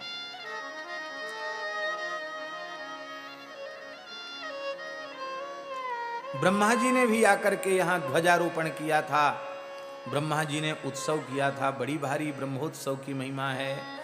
वेंकटेश क्षेत्र सभी क्षेत्रों में उत्तम है। जैसे नागों में शेष जी श्रेष्ठ हैं, जैसे पक्षियों में गरुड़ जी श्रेष्ठ हैं, जैसे देवताओं में विष्णु श्रेष्ठ हैं, जैसे वर्णों में ब्राह्मण श्रेष्ठ है, ऐसी धरती के पर्वतों में वेंकटेश पर वेंकटाचल सबसे श्रेष्ठ है। बोलो श्री वेंकटाचल पर्वत की जय। तीर्थों में गंगा जी श्रेष्ठ हैं, तेजस्वियों में सूर्य श्रेष्ठ हैं, और वेंकटाचल क्षेत्रों में उत्तमोत्तम है। आयुधों में वज्र श्रेष्ठ है, धातुओं में स्वर्ण श्रेष्ठ है। वैष्णवानाम यथा रुद्रः, भगवान विष्णु के जितने भक्त हैं उनमें सबसे बड़े भक्त भगवान शिव हैं। वैष्णवों में सबसे बड़े वैष्णव भगवान शिव हैं। रत्नों में कौस्तुभमणि श्रेष्ठ है। ऐसे तथा वेंकट शैलेन्द्र क्षेत्राणाम उत्तमोत्तमः।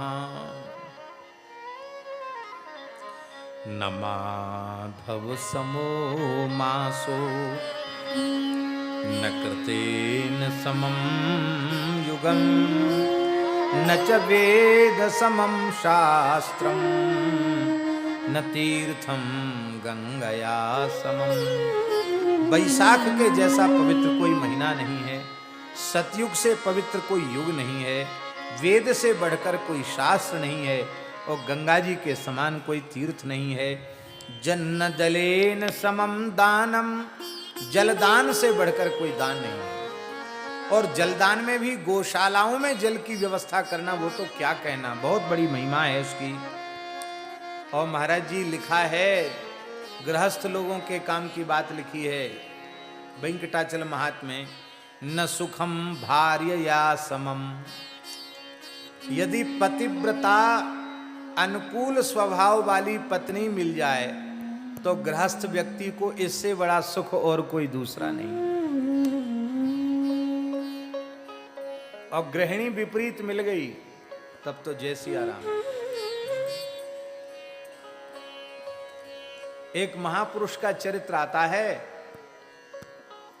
राजस्थान के महान भक्त श्री कुबाजी महाराज, उनकी गृहिणी का संतों में भाव नहीं था। कुबाजी तो महान संत सेवी थे और साधु आते रहते थे उनके यहाँ, कुबाजी के यहाँ। एक दिन साधुओं की जमात आ गई तो कुबाजी ने अपनी पत्नी से कहा कि देवी रसोई बनाओ, महात्मा आ गए हैं। उसने देखा महात्मा आ गए तो पहले इसे अपने कपड़े में गमछा बांध लिया, इसे सिर में बांध लिया कपड़ा, और बड़ी जोर से कराहनी, हाय मैं तो मर गई मर गई। अरे क्या हुआ? अरे बोले सिर फटा जा रहा दर्द के मारे, बस प्राण निकलने वाले।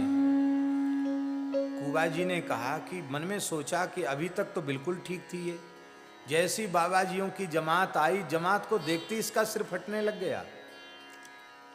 कोई बात नहीं, देखो देवी अब मैं तो बाहर का काम कर लूंगा, अब अतिथि आए हैं, संत आए हैं, 10-5 संत आ गए तो क्या है, कुछ रसोई बनाओ। बस कुछ न कुछ गुरगुराती हुई, दुख प्रकाश करती हुई, क्या करें अब तो तुम्हारे यहाँ ब्याह के आई हूं तो कुछ ना कुछ तो करना पड़ेगा ना, रहूंगी कैसे। तो उसने मोटे मोटे बाजरे के रोट, बाजरा होता ना राजस्थान में, मोटे रोट बाजरा के, और एक दाल होती है, आपने नाम नहीं सुना होगा दाल का, हम सुना रहे हैं, शायद पहली बार सुना होगा। उस दाल का नाम है ढंढोला दाल। जानते हो ढंढोला दाल? जानते हो? नहीं जानते? अरे कैसे महात्मा होके ढंढोला दाल नहीं जानते हो? ढंढोला दाल वो होती है, टोकना पूरा दाल से भरा है, पर आप गोता लगाकर एक दाल का कण उसमें खोजना चाहो तो नहीं मिलेगा।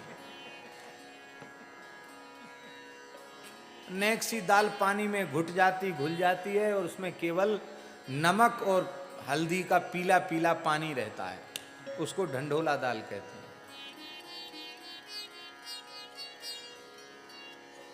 गोता लगा के खोजे कि एक दाना मिल जाए तो नहीं मिलेगा। ऐसी दाल बनाई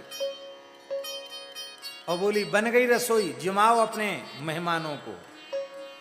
तभी तक उसका भाई आ गया, कुबाजी की पत्नी का भाई, माने उनका साला, अब तो उसने तुरंत कपड़ा फेंक दिया, भाई के गले से लग गई और बढ़िया सुंदर खीर और पूड़ी और हलवा सुंदर उसने बनाया। कुबा जी माला फेर रहे थे, भगत जी बोले वाह जी वाह, साधु आ गए तो सिर फटने लग गया। बाजरे के रोट और पतली दाल बनाई, और अपना भाई आ गया तो क्या बढ़िया पकवान बनाए इसने।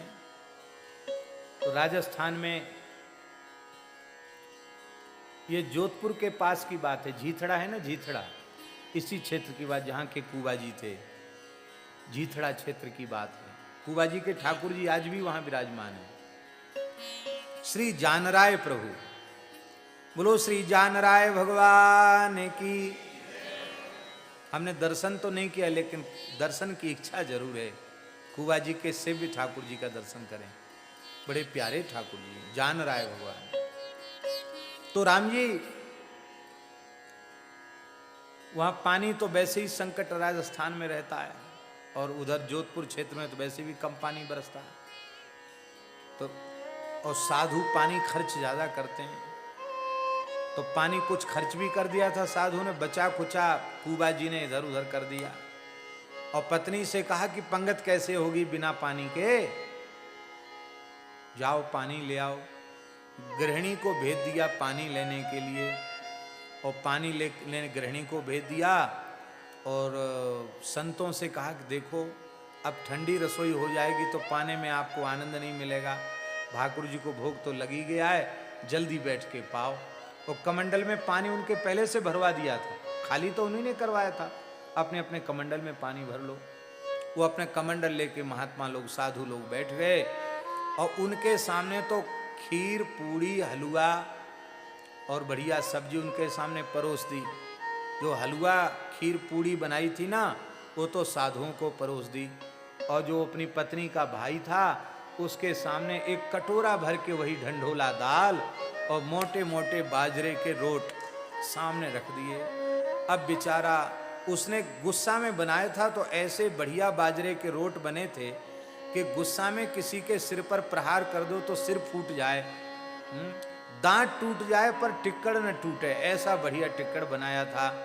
अब वो बेचारा रोता जाए, खाता जाए, घूट घूट पानी पीता जाए, इससे अच्छे तो घर में ही थे। बताओ, अपनी बहन की ससुराल में आए, वहां भी ऐसी खातिरदारी हो रही है, और वो वहां से पानी भर के आई। उसने देखा कि हलवा पूड़ी खीर तो साधु उड़ा रहे हैं, और वो ढंढोला दाल और बाजरे का रोट हमारा भाई खा रहा है। अब तो वो बहुत चिल्लाई जोर से और बोली, जो खाए सो गाय खाए। क्या कहा उसने? जो खाए सो गाय खाए। साधुओं के तो रोंगटे खड़े हो गए। आप लोग हमारी भाषा समझ रहे हैं कि नहीं? जो खाए भोजन करे वो गाय खाए, माने गोमांस खाए। साधुओं के रोंगटे खड़े हो गए। उन सब ने जिसके हाथ में ग्रास था नीचे छोड़ दिया, राम राम राम राम राम राम राम राम राम राम राम राम करने लगे। कैसी भक्तानी है बताओ, इतना बुरा बोलती है। कुबा जी ने सोचा, इतने साधु भूखे उठ जाएंगे तो बड़ा भारी पाप लगेगा, जुक्ति से मुक्ति होती है। आप लोगों ने भोजन करना, प्रसाद पाना क्यों बंद कर दिया? बोले, तुम्हारी पत्नी क्या कह रही है कि जो खाए सो गाय खाए? हम लोग साधु हैं, गौ की सेवा करने वाले के गौ खाने वाले हैं। महाराज, आप लोगों ने ठीक से समझा नहीं। ये बेचारी बिना पढ़ी लिखी है, गांवड़े की है ना, पढ़ी लिखी नहीं है, भोली बहुत है। ये बोल रही है कि पहले तो महात्मा आते थे और बढ़िया बढ़िया भगवान के नामों का कीर्तन करके गा गा के खाते थे, और आप लोग ऐसे ही चुपचाप खाए चले जाओ। बढ़िया से भगवान का नाम ले ले करके खाओ, गा गा के खाओ। उन्होंने अर्थ बदल दिया, गा जो खाए सो गाय खाए, माने गा गा के खाए। अब तो साधु बढ़िया दोहा चौपाई श्लोक बोल बोल के खाने लग गए। वो महाराज नाराज हो गई। वो कहा कि अब मैं इस घर में बिल्कुल नहीं रहूंगी, चली जाऊंगी।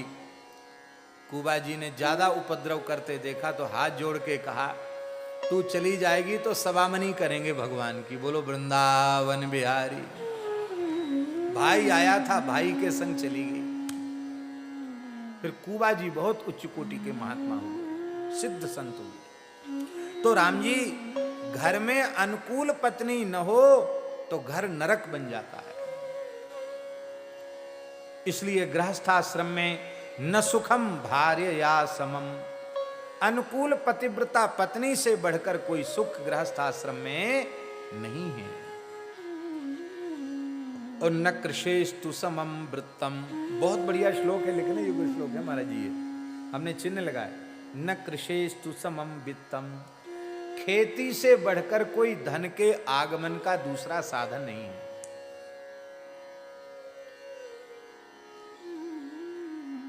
अब तो लोग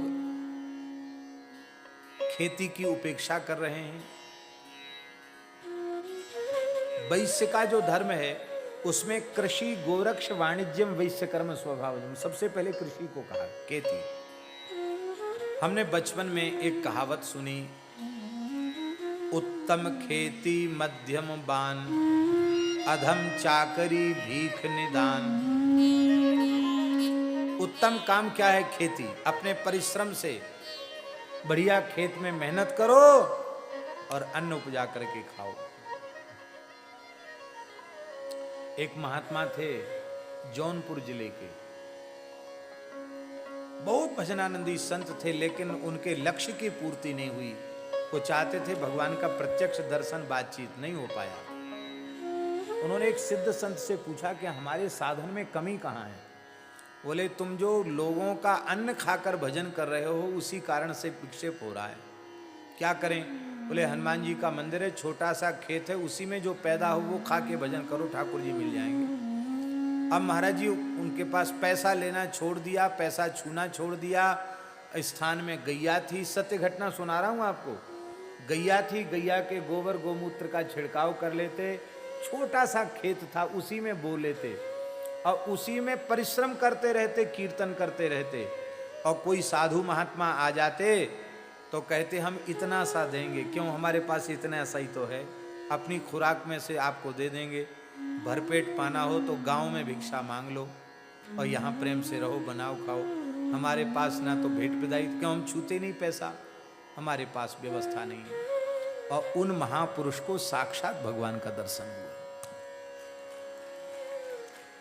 इसलिए अपने परिश्रम की कमाई खाकर भजन करना वो ज्यादा उत्तम है। मान लो अपने परिश्रम की कमाई खाने का अवसर साधक को न मिले तो एक एक चुटकी, ज्यादा नहीं, ज्यादा अन्न नहीं, एक एक चुटकी आटा, पवित्र घरों से एक एक चुटकी आटा लेकर के उसकी बाटी टिक्कड़ कुछ बना ले, ठाकुर जी को भोग लगा करके पाले, तो उससे भी अन्न का दुष्प्रभाव नहीं होता है। मान लो ये भी संभव न हो, आश्रम में ही रहकर भजन करना आज की परिस्थितियों में ठीक है। और आश्रम में जो अन्न आता है उसमें कामना रहती है, उसमें कोई न कोई देने वाले की कामना छुपी हुई रहती है, तो वो अन्न का दोष भी बुद्धि को विकृत करता है। उसका उपाय क्या है? बोले, आश्रम में रहकर भजन तो खूब करे, शरीर से इतनी सेवा कर दे कि वो पच जाए, पसीने से निकल जाए, तो शरीर भी खराब नहीं होगा और अन्न का दोष बुद्धि को बिगाड़ेगा नहीं। ये हमने अपने पूज्य गुरुजनों से सुनी हुई बात आपको सुनाई है।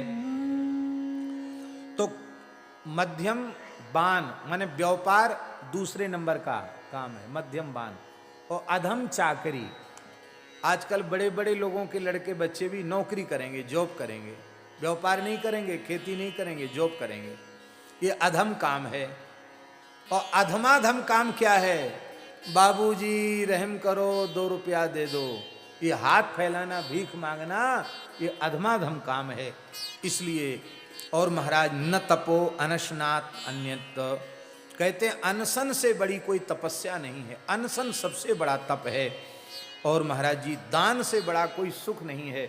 हमारे वृंदावन में एक संत माता जी थी, मिथिलेश माता जी, हमारे सत्संग में प्रायः आती थी। परम श्रद्धेय पूज्यपाद स्वामी श्री अखंडानंद सरस्वती जी की वे कृपा पात्रा थी। बहुत वर्षों से वृंदावन वास कर रही थी। शरीर में थोड़ा सा कोई रोग पैदा हुआ, कमर में दर्द वगैरह कुछ हुआ, डॉक्टरों को दिखाया, कहा बम्बई दिखाना पड़ेगा। उन्होंने कहा हमारा वृंदावन छूट जाएगा। उन्होंने अन्न जल त्याग दिया, थोड़ा थोड़ा गंगा जल लेती। लोगों ने बहुत मनाया पर उन्होंने स्वीकार नहीं किया। हमने भी उनको समझाया। उन्होंने कहा, आपने महाभारत की कथा में कहा था कि साधक का शरीर जब साधन के योग्य न रहे तो अनशन व्रत लेकर देह का त्याग करना चाहिए। आपने या तो यदि आपने महाभारत की लिखी हुई बात बताई तो श्रोता को तो वक्ता की बात माननी चाहिए। तो हम आपकी बात को अपने जीवन में उतारना चाहते हैं। हम भी मौन हो गए। और महाराज जी बीच बीच में हम उनके पास गए। 39वें दिन जब हम उनके पास पहुंचे, मिथिलेश माता जी के पास, एक एक दो दो चम्मच गंगाजल उनके भीतर जा रहा था। चित्त बहुत निर्मल और पवित्र था उनका, कोई कष्ट नहीं था। भगवान का वे स्मरण कर रही थी। 39वें दिन की बात है। और उन्होंने कहा कि महाराज जी हमको कुछ सुना दीजिए भागवत जी में से। हमने कहा हम पोथी तो लाए नहीं हैं। तो उन्होंने कहा कि अलमारी के अमुक खाने में भागवत जी की पोथी रखी है। इतनी स्मृति थी उनको। पोथी निकाली और हमने रुद्र गीत सुनाया। और रुद्र गीत में लिखा कर्म बंधैर विमुच्यते। वहाँ से हम चले तो हमारे साथ में एक दो संत जो प्रायः साथ रहते हैं, इन्होंने कहा महाराज जी ये तो अभी शरीर इनका पूरा नहीं होगा, क्योंकि इतनी स्मृति बनी हुई है। वो बात भी कर रही है कि अमुक अलमारी के अमुक खाने में अमुक जगह में पुस्तक रखी है। हमने कहा कि नहीं, अब इनका समय पूरा हो गया। और ठीक 41वें दिन भगवत स्मरण पूर्वक उन्होंने देह का त्याग किया। जाने से पहले अपने ठाकुर जी शालिग्राम जी हमारे पास भिजवा दिए। कहने का अर्थ ये है, अनशन से बढ़कर के कोई तप नहीं है। और महाराज जी मनुष्य को उत्तम सुख बिना दान के मिलता नहीं है। न दानात परमम सुखम, परम सुख बिना दान के नहीं मिलता।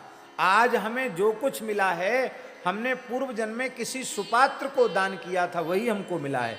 और जो हम देंगे वही हमको आगे मिलेगा।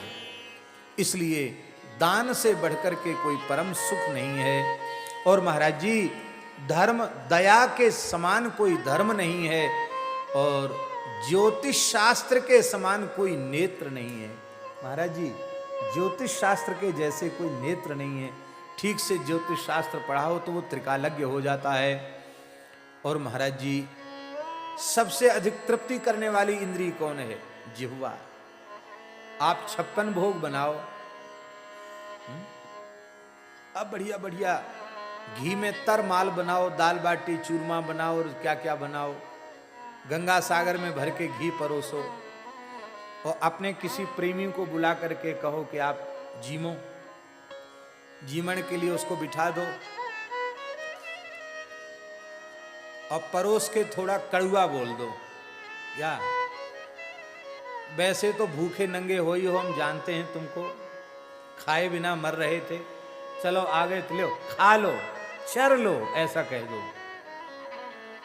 भले ही बेचारा भूखा होगा, यदि इतनी भी इज्जत वाला होगा तो उठ के खड़ा हो जाएगा, जीवन में मुंह नहीं देखेगा तुम्हारा। और एकदम रूखी सूखी रोटी सामने रख दो, हाथ जोड़ के कहो भैया प्रेम से और भाव से इस सूखी रोटी को भी अमृत में सनी हुई मान के पाना। हम गरीब आदमी हैं, हम कुछ नहीं दे सकते आपको, भैया जो खाते हैं वही आपको खिला सकते हैं। महाराज मीठा बोलने से वो सूखा अन्न भी रसयुक्त अन्न हो जाएगा। इसलिए रसना से श्रेष्ठ कोई रसायन नहीं है। और न वाणिज्यम कृषे समम, खेती से अच्छा व्यापार और कोई दूसरा नहीं है। आज आवश्यकता है गो आधारित कृषि करने की, और व्यापार की बहुत उत्तम संभावनाएं हैं। धर्म के समान कोई मित्र नहीं है, सत्य के समान कोई यश नहीं है, और भगवान के मंदिर के समान कोई पवित्र स्थान नहीं है। और कीर्तन से बढ़कर के, बंधन से बढ़कर के पाप हरण का और कोई साधन नहीं है। यत् कीर्तनम सकल पाप हरम मुनीन्द्रा, यद वंदनम सकल सौख्यदमेव लोके, यात्रापियम प्रतिसुरैरपि पूजनीया, तादृंग महान भवत वेंकट शैल मुखा मुख्या। कहते वेंकटाचल की यात्रा से बढ़कर कोई यात्रा नहीं है। बोलो वेंकटाचल महातीर्थ की। और स्वामी सरोवर से बढ़कर के कोई पवित्र सरोवर नहीं है। यहाँ भगवान विराजमान हैं। स्वामी पुष्करिण्याम दक्षिणे श्री स्वामी पुष्करिण्याच दक्षिणे वेंकटेश्वर आलिंगित बपुर्लक्ष्म्या वरदो वर्तते चिरम। साक्षात भगवान वेंकटेश्वर स्वामी पुष्करणी के दक्षिण तट पर विराजमान हैं। भगवती लक्ष्मी उनका आलिंगन किए हुए हैं। ऐसा ये पवित्र लोक है। बोलो वेंकटाचल भगवान की। अब उन श्लोकों को हम जल्दी जल्दी बोल देते हैं। श्री वेंकटेश्वरम देवम यह पश्यति सकृन नरः स नरो मुक्तिमाप्नोति विष्णु सायुज्यमाप्नुयात्।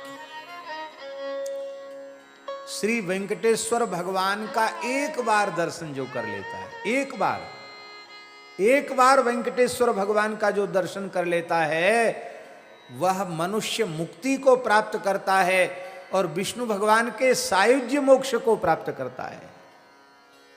विष्णु सायुज्य को प्राप्त करता है। अब सुनो, 10 वर्ष तक कठोर तप करने से सतयुग में जिस पुण्य की प्राप्ति होती थी, त्रेता में वही साधन 1 वर्ष करने से प्राप्त हो जाता है। त्रेतायाम 1 वर्षेण तत्पुण्यम साध्यते नृभि द्वापरे 5 मासेन। वही साधन द्वापर युग में 5 महीने में कर लो तो हो जाएगा, और कलयुग में 1 दिन साधन कर लो तो सतयुग का 10 वर्ष, त्रेता का 1 वर्ष और द्वापर के 5 महीने का जो पुण्य है वो कलयुग में 1 दिन साधन करने से प्राप्त हो जाता है। और कलयुग में जो 1 दिन में साधन करने से प्राप्त हो जाता है, उसका करोड़ गुना 1 निमिष में श्रीनिवास भगवान के दर्शन करने पर प्राप्त हो जाता है।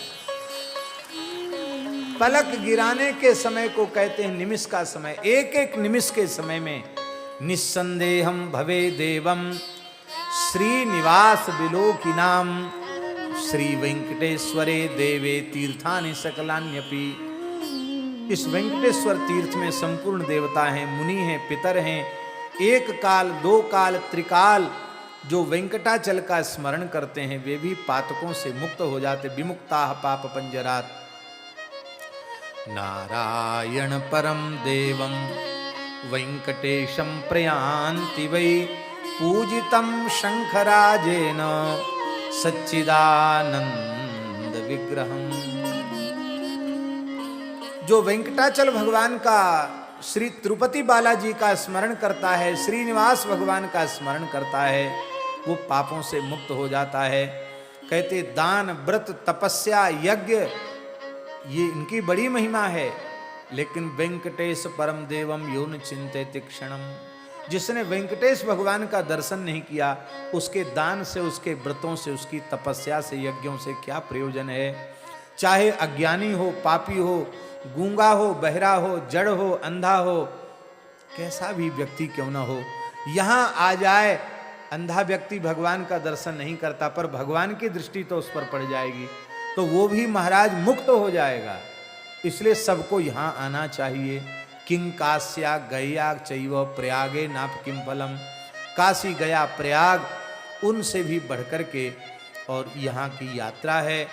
मनुष्य जन्म दुर्लभ है, और मनुष्य जन्म में भी वेंकटाचल की यात्रा तो अत्यंत दुर्लभ है।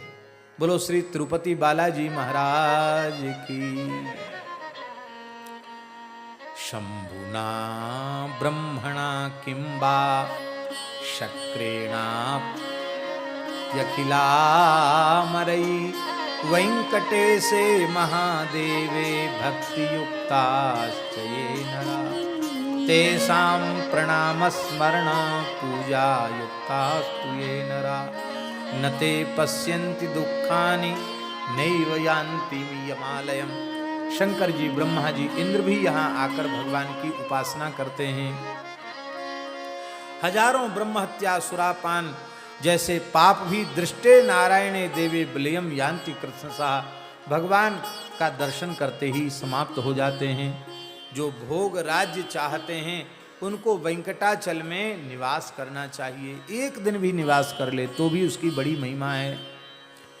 यानि कानि च पापानि जन्म कोटि कृतानि च तानि सर्वाणि नश्यन्ति वेंकटेश्वर दर्शना। करोड़ों जन्मों के किए हुए पाप वेंकटेश्वर के दर्शन मात्र से नष्ट हो जाते हैं।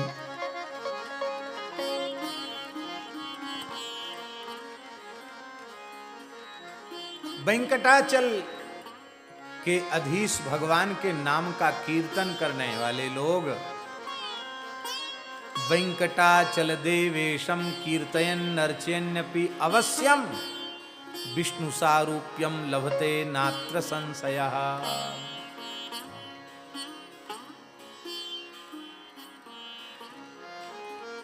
वेंकटरमणा गोविंदा वेंकटरमणा गोविंदा श्रीनिवासा गोविंदा श्रीनिवासा गोविंदा वेंकटरमणा गोविंदा वेंकटरमणा गोविंदा श्रीनिवासा गोविंदा श्रीनिवासा गोविंदा हस्ति राम प्रिय गोविंदा हस्ति राम प्रिय गोविंदा रमा प्राण धन गोविंदा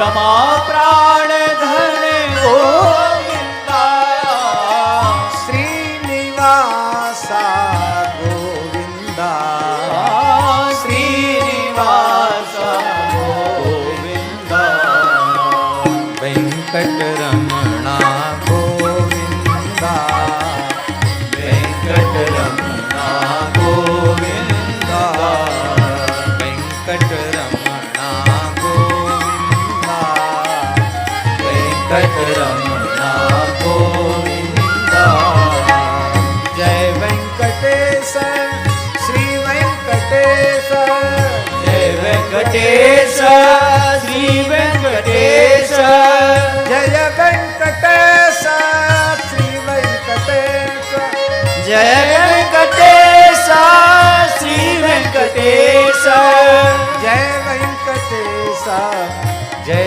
श्रीनिवासा जय वेंकटेश जय श्रीनिवास जय वेंकटेश जय श्रीनिवासा जय वेंकटेश जय श्रीनिवास जय वेंकटेश जय श्रीनिवासा जय वेंकटेश जय श्रीनिवास जय वेंकटेश जय श्रीनिवासा जय वेंकटेश जय श्रीनिवास वेंकटरमणा गोविंदा वेंकटरमणा गोविंदा श्रीनिवासा गोविंदा श्रीनिवास गोविंदा गोविंदा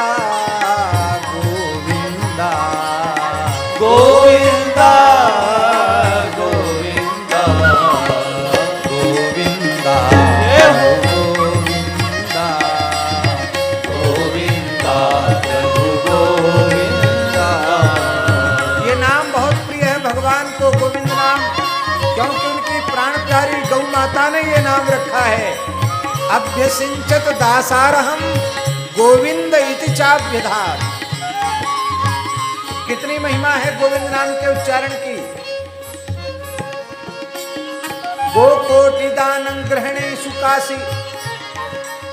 चंद्र ग्रहण के समय 1 करोड़ गायों का दान कोई काशी में जाकर करे।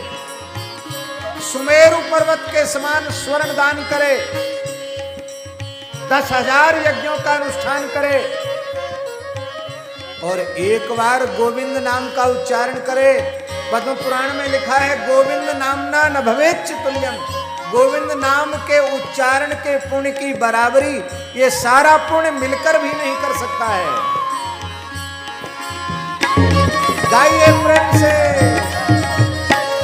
गोविंदा गोविंदा गोविंदा गोविंदा वेंकटरमणा गोविंदा वेंकटरमणा गोविंदा श्रीनिवास गोविंदा श्रीनिवास गोविंदा श्रीनिवास गोविंदा श्रीनिवास गोविंदा वेंकटरमणा गोविंदा वेंकटरमणा गोविंदा वेंकटरमणा गोविंदा वेंकटरमणा गोविंदा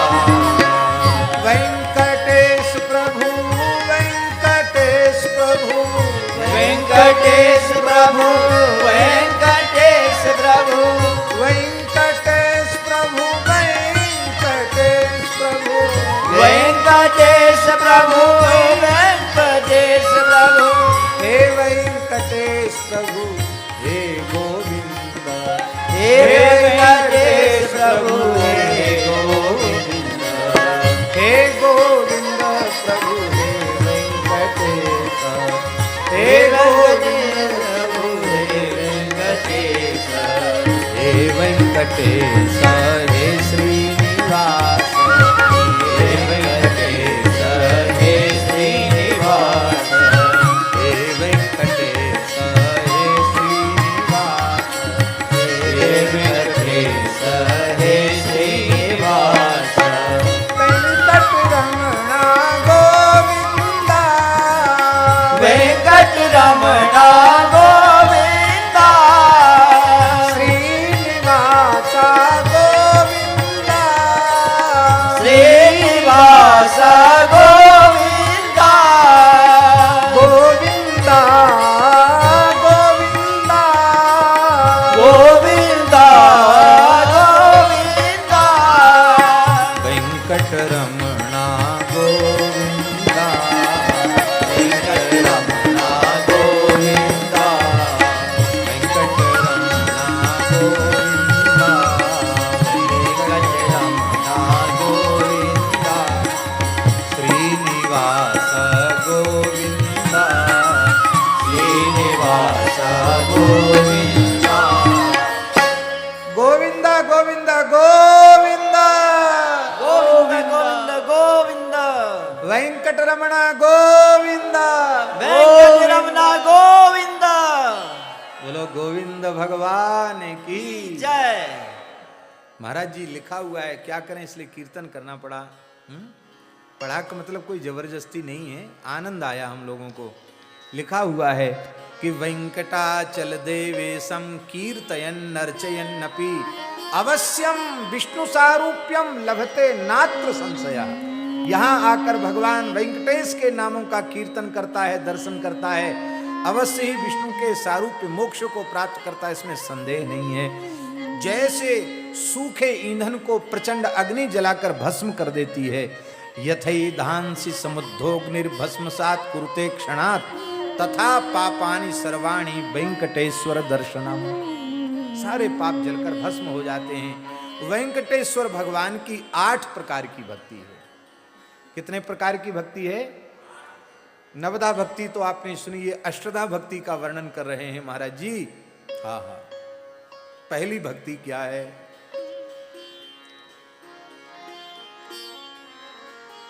प्रथम भगति संतन कर संगा।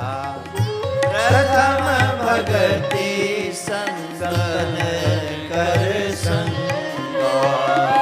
दूसरी रति मम कथा प्रसंगा। दूसरी रति मम कथा प्रसंगा। अपने मन से नहीं बोलना है, लिख लिखा है तद भक्त जन वात्सल्यम, ये पहली भक्ति है। भगवान के भक्तों के प्रति प्रेम, उनकी कैसी सेवा करना, जैसे मैया अपने छोटे बच्चे की सेवा करती है, ऐसे ही भगवान के भक्तों की, संतों की, वैष्णवों की सेवा करना, ये वेंकटेश भगवान की पहली भक्ति है। उनकी सेवा पूजा करके भोजन आदि करा के उन्हें संतुष्ट करना, स्वयं उनका पूजन करना और स्वयं उनके पूजन के लिए अपने शरीर के प्रत्येक चेष्टा को करना, भगवान की कथा के महात्म का श्रवण करना, वैष्णवों का आदर करना,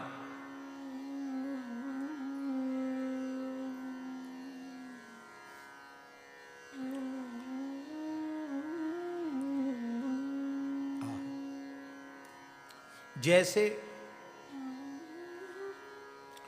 आंख, नाक, कान, कंठ अपने काम करते हैं कि नहीं करते हैं? ये सब संगीत के विज्ञ महानुभाव, ये सब बड़ा श्रम किया है इन महानुभावों ने। किन्हीं ने बंबई जाके सीखा है, तो किन्हीं ने बनारस जाके सीखा है, तो किन्हीं ने कहा, किसी ने इंदौर सीखा है, इन्होंने बनारस सीखा है, और बांसुरी वाले तो वृंदावन में ही सीख सकते हैं। बांसुरी बजाने वाले तो हमारे वृंदावन के ठाकुर जी हैं ना, तो कहीं से भी सीखा होगा। बांसुरी वालों के गुरु तो श्री कृष्ण ही हैं। तो महाराज जी ये सब बड़े बड़े संगीत वाले लोग हैं। अरे भाई, कोई एक अक्षर संगीत का न जानता हो, वो भी 24 घंटे में एक बार गाता जरूर है। भले ही स्नान घर में जाके गाए, बाथरूम में जाके गाए, पर हर आदमी जब मस्ती में आता तो कुछ न कुछ गाता जरूर। गाता कि नहीं गाता? भले उसका स्वर हो ना हो, राग ताल स्वर का कोई उसको ज्ञान ना हो, तो भी गाता है कि नहीं? ये स्वाभाविक है। गाना ये मनुष्य की प्रकृति है। जैसे आंख, नाक, कान का, आंख का पलकों का गिरना उठना, कुछ न कुछ गाना बोलना, ये स्वभाव है। ऐसा ही भगवान के स्मरण का स्वभाव बन जाए, इसको एक भक्ति कहा। श्रीनिवासस्य देवस्य सत्स्मरणम सततम, तथा सतत भगवान का स्मरण, खाते पीते सोते जगते उठते बैठते चलते फिरते छींकते हर समय भगवान की स्मृति बनी रहे। वेंकटाचल पर निवास, ये 8 प्रकार की भक्ति वेंकटाचल भगवान की कही गई है। कोई म्लेच्छ भी ये 8 प्रकार की भक्ति करने लग जाए, उसका भी कल्याण हो जाएगा। लिख लो श्लोक, भक्त्या त्वनन्यया मुक्तिर ब्रह्म ज्ञानेन निश्चिता। अनन्य भक्ति से ही मुक्ति होती है, अनन्य भक्ति से ही ब्रह्म ज्ञान होता है। ये भगवान व्यास घोषणा कर रहे हैं। बिना भक्ति के न मुक्ति होगी और न बिना भक्ति के ब्रह्म ज्ञान होगा। वेदांत शास्त्र के श्रवण से यतियों को, ऊर्ध्वरेता ब्रह्मचारियों को साच मुक्ति विना ज्ञानम वेदांत श्रवणोद्भवम, इनको मुक्ति हो जाती है। पर महाराज जी, भगवान वेंकटेश प्रभु की भक्ति करने वालों को बिना वेदांत सुने और बिना ज्ञान के भी केवल भगवान का नाम लेते लेते वे संसार चक्र से मुक्त हो जाते हैं। ऐसी महिमा है।